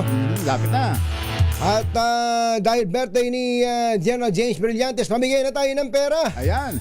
Diyan sa Dagat-Dagatan, Caloocan. Nandun si RH6, Sherwin Alparo. Sherwin! Go, go, go! Katunying ka, Jerry, eto na ang ating one-sided na winner. Tignan mo naman sa camera, isang side lang ang kinukuha niya. Pero sumasayaw-sayaw, ewan ko anong trip ng taong to. Pangalan niyo po? Frederick. Wala namang music, sumasayaw ka. Anong trip mo? Ginagaya ko lang yung TikTok. Ah, okay. Tapos, pero mahilig ka makinig sa radyo. Yes, yes. Araw-araw, Frederick, dala-dala mo yung radyo mo. Yes. Ayan, ang kanyang radyo na baon-baon dito nga sa Barangay 12 sa Caloocan. Dahil sino paborito mong announcer tuwing umaga, Frederick? Dalawa pong magkaibigan, Jerry at Katunying. Katunying ka, Jerry. Eto, meron kang 1,000 pieces. Salamat po rito. Ano nga uli pangalan niya, kuya? Frederick. Frederick, kung ngayon ang eleksyon, sino ang iboboto mong presidente? Ngayon pa? Halimbawa, ngayon ang eleksyon, pupunta ka na. Ngayon, kung pupunta ka na ngayon. O sino po yung nakakaintindi ng Pilipinas? Hindi. Sino? Wala mo nang, kung ngayon ang eleksyon, sino ang iboboto? Taga Bicol po, taga Bicol. Lenny Robredo. Lenny Robredo. Okay. Sa senador, sino ang gusto mong iboto? Mag-isip ka lang kung sino ang magbanggit ka ng 5. Ang isang senador pa, Lito Lapid. Lito Lapid. Supremo. Sino pa? Pero, mga tahimik na tao, yun lang simple. Yun lang yung iboboto ko. Yung hindi masyadong maingay sa Senado. Sino nga? Kung ano yung totoo. Sino? Pangalan? Bigyan mo pangalan. Sino ba to? Sa sobrang tahimik, di mo na matandaan yung pangalan. Dami, si Lito Lapid. Sino pa? Puro Lito Lapid eh. Puro lima yatang Lito Lapid na isusulat mo eh. Hindi pwede yun. Rapid Tulfo. Saka Erwin Tulfo. Dalawang Tulfo. Kapatid na yan. Magkapatid. Okay, approve. Dahil yan lang iboboto sa'yo yung iboboto mo, bigyan mo kagad yan. Eto, bigyan natin ng telelet.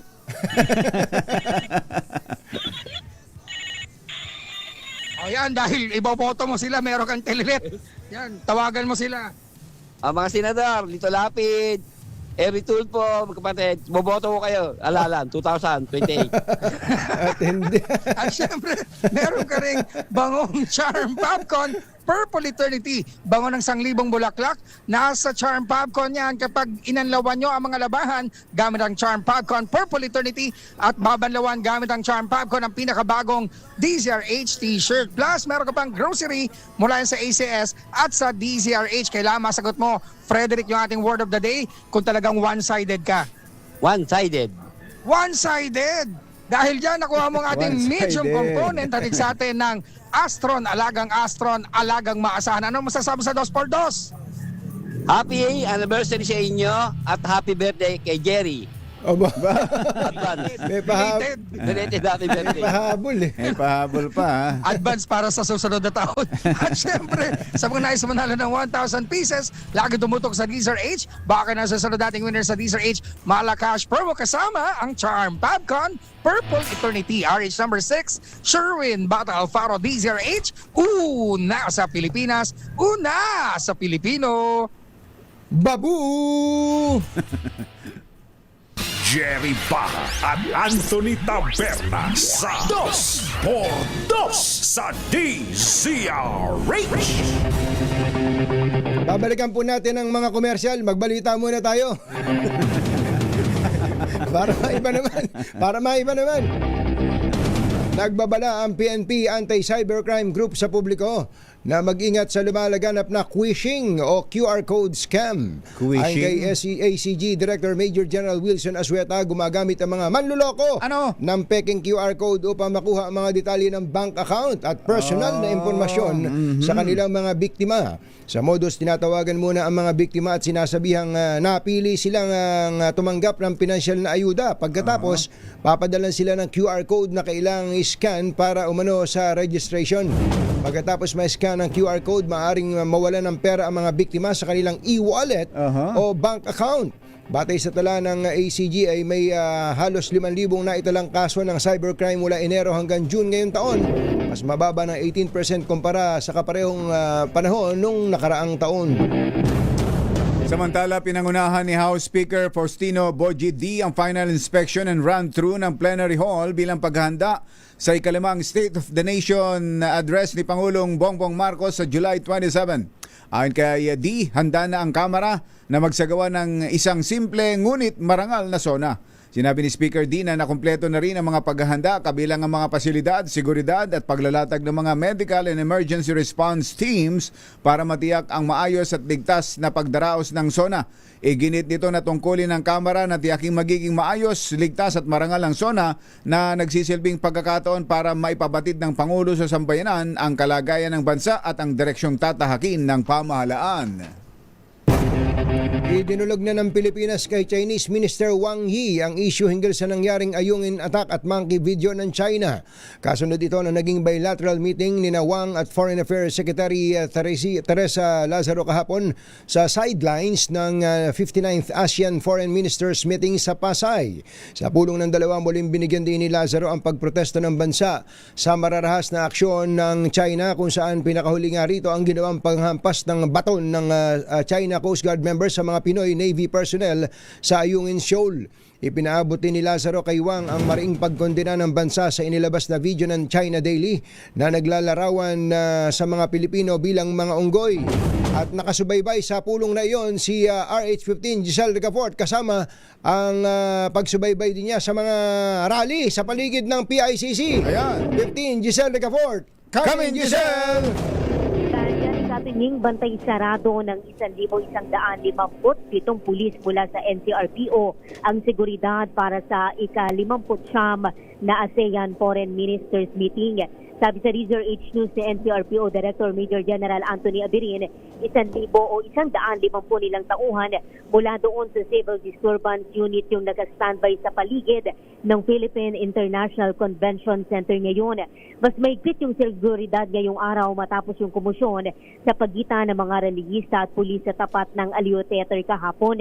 Maski yung mga media sa Delarama Street o papasok dito sa PICC, hinahanapan na ng ASEAN ID, hindi gaya kahapon na malayang nakapapasok sa area yung mga mamamakayag. Hindi rin pinapayagan kahit yung pagkuha ng video sa command post ng mga otoridad sa bahagi naman ng Gate 3 ng PICC yan.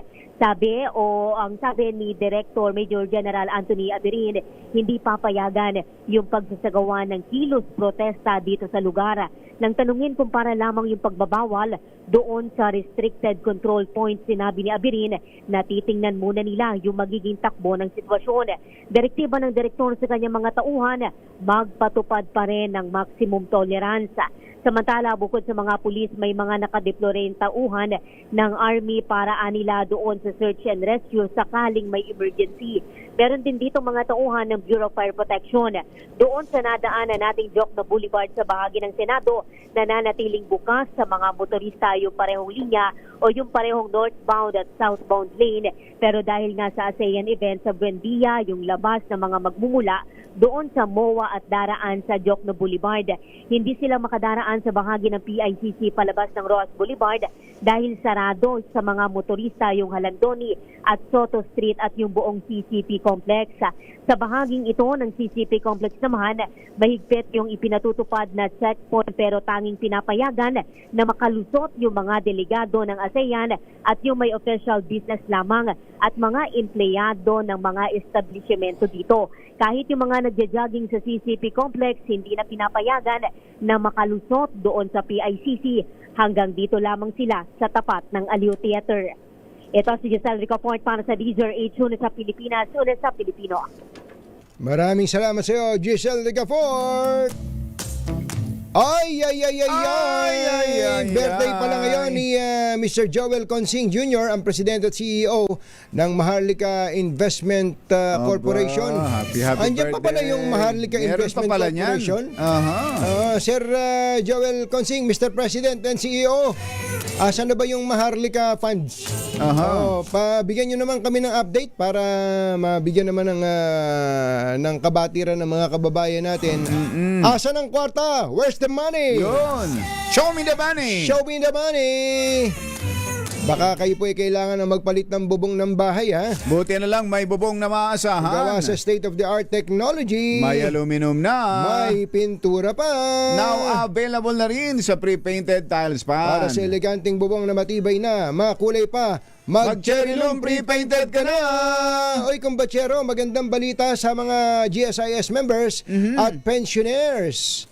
Mas pinalawak po at mas pinadali at mas pinalaki ang GSIS Balik Ginhawa Chew! Aba, maganda yan. Ano ang pwedeng ma-avail ng mga membro at ng mga pensyonado? Pwede silang makatanggap ng refund na katumbas na hanggang 6 na buwang loan amortization mula December 2025 hanggang Mayo 2026. Paano naman kung may arrears na ang loan? Abay, no problem. Pwedeng mag-apply yung mga may arrears na basta hindi pa due and demandable yung loan. Ayun. Kaya sa ating mga GSIS members and pensioners, samantalahin ang pagkakataong ito. Mag-apply na sa GSIS Balik Ginhawa Chew gamit ang GSIS Touch App. Mas malaking ginhawa ang hatid ng GSIS para sa inyo.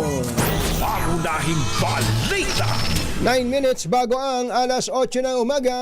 Sandali po lamang. RH number 1 Na naman! Para di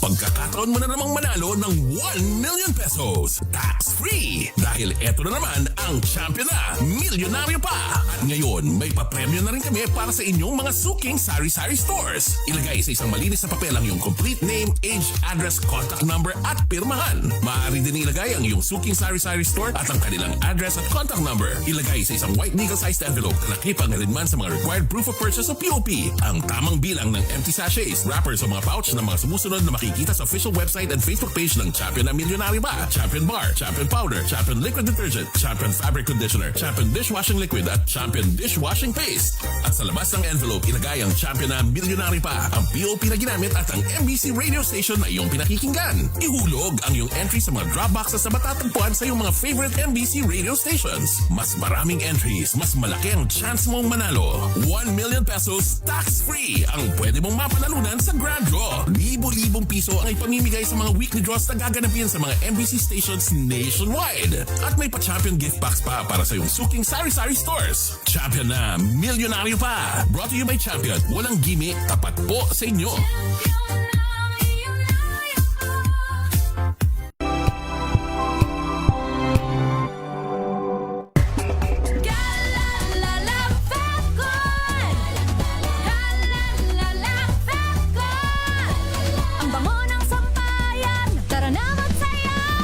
Fabcon, amoy nakaka-joyful.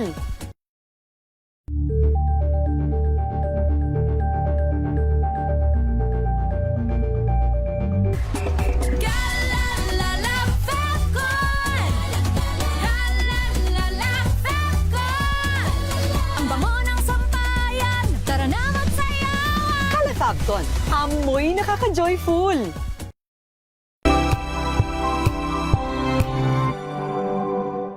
Maagang balitaan, maagang usapan sa mga issue at balita. Kasama si Kuya Angelo Palmones sa Magandang Umaga Pilipinas. Mula Lunes hanggang Biyernes.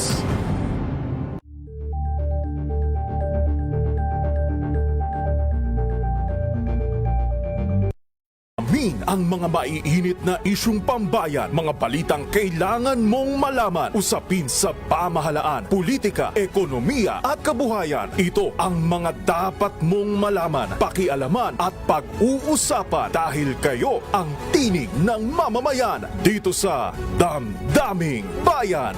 Live sa DZRH Radio, DZRH TV at DZRH Digital. Kasama sina Lakay, Deo Makalma at Elaine Apit. Araw-araw, Lunes hanggang Biyernes. Damdaming Bayan. Samahan niyo po ako hanggang 7:30 ng gabi. DZRH Usapang Liga. Magandang gabi Pilipinas, Metro and Mega Manila, nas extension sa DZRH at RHT. Naray si Bayan. At Kisses Hubson. Para sa DZRH, una sa Pilipinas. Una sa Pilipino. Pa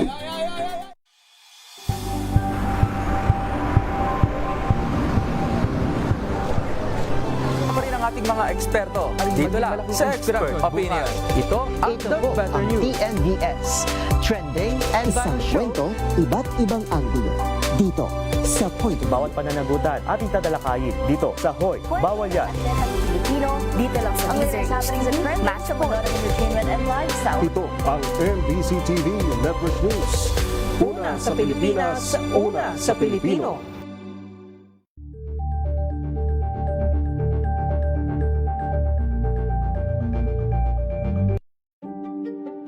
Buklatin ang mga pahina. Pakinggan ang boses ng lipunan. Tunghayan ang mga issue mula sa ibang katayuan. Nakakalungkot kasi deserve ba namin ng ganito? Na hindi nila alam kung ano talaga yung kanilang mga karapatan. Yung gobyerno, tinulungan nila yung kanilang magsasaka. Pinapatahimik tayong lahat using various laws. Through education, kayang-kaya nating baguhin yung ganitong klaseng pag-iisip. Isang kwento, iba't ibang anggulo. Dito sa Point of View.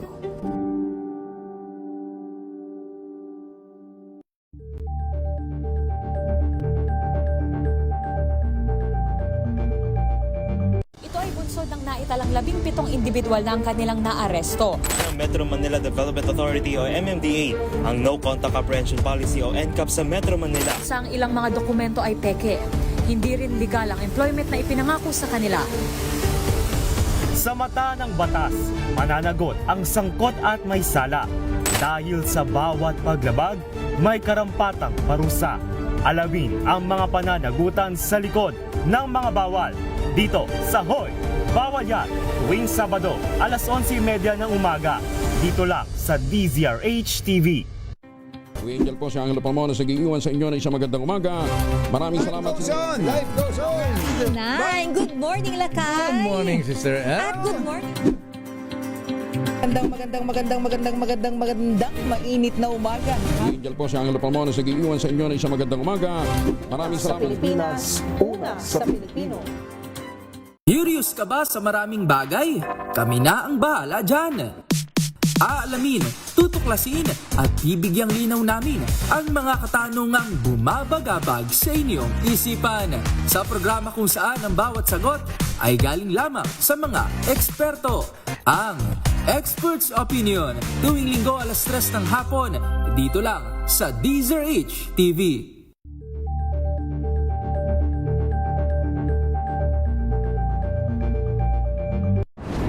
Kung good vibes ang hanap mo, dito ka na sa sigurado! Mula sa mga istoryang nagbibigay ng inspirasyon hanggang sa mga kwentong may dalang solusyon. Mga balitang pampagaan, pakiramdam at pampaganda ng araw. Hindi lang ba sa good news, kundi the better news. Mula Lunes hanggang Biyernes, 1:00 ng tanghali sa DZRH TV.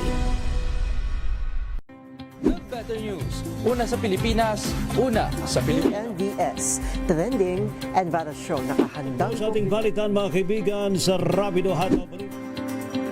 Public Service Hour. Siyempre pa, una sa Pilipinas. Una Ayan sa... ang kabuhanan din pala tuntunan ng break time. Sabay niyo na po ang mga balita at talakayan sa Balansyado. Maraming salamat.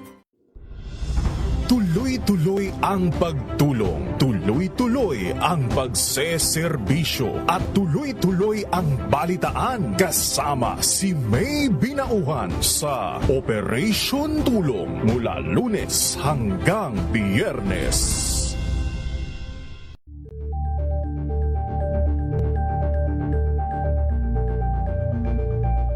If I get impeached, then that is my end.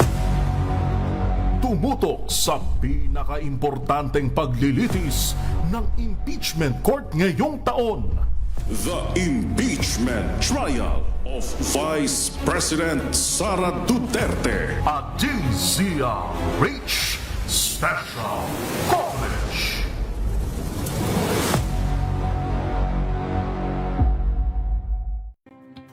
Sa Samahan niyo po ako hanggang 7:30 ng gabi. DZRH Usapang Liga. Magandang gabi Pilipinas, Metro and Mega Manila, nas extension sa DZRH at RHD. Naray si Mayan. At Kisses Habswa. Para sa DZRH, una sa Pilipinas. Una sa Pilipino. Kasabay ng mga hamon at pagbabago sa paglipas ng panahon, nananatiling tapat ang DZRH sa paghahatid ng serbisyo sa publiko.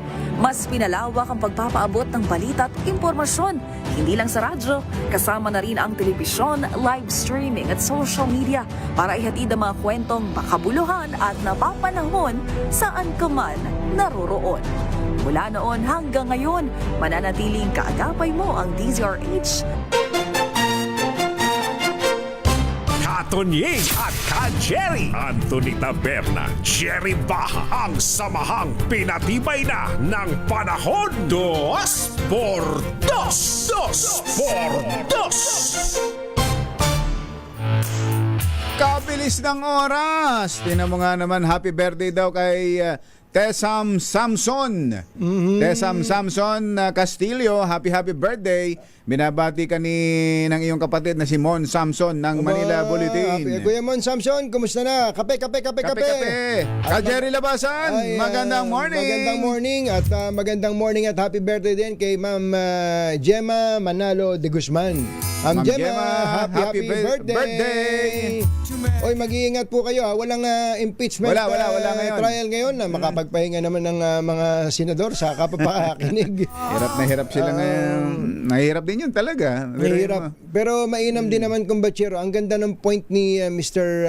Ronald Holmes kanina doon po sa mga hindi nakasubaybay na bukod sa meron na talagang base, matatag na base itong si Senator Robin Padilla, meaning yung mga Duterte. Yung mga Duterte talagang ang mga tao na sumusuporta sa kanya hindi mo maaakit papunta sa iyo kung kukutyain mo sila. Kung kukutyain mo sila, kung sasabihin mong mas mahina sila, bobo sila, tanga sila, ganun. Kung yun ang paraan na naiisip ninyo para maakit to win them over, ay maling pamamaraan yon. Dahil pinakaayaw po ng mga Pilipino, subok na dapat ito ng mga kumbatsero, subok na dapat ito ng mga kakamping. Yung pagiging self-righteous. Yung pagiging self-righteous, hindi po umubra yan eh. Kaya nga nagkaroon ng Duterte. Kaya nga nagkaroon ng BBM uli. Ayaw ng mga Pilipino ng nagmamalinis. Wag ganon. Tapos lalo na, ayaw ng mga Pilipino yung matapobre ka. Naku po, lalo pa yan. Wag ganon. Pwede namang ma-educate ang mga Pilipino, bagamat mahirap na hindi mo pinagmumukhang mas magaling ka kaysa sa kanila. Ganon dapat. At para hindi manatiling one-sided. Ayun. Ang mga Pilipino. Kailangan parehas. Bye! Happy weekend! Damdaing Bayan! Susunod na!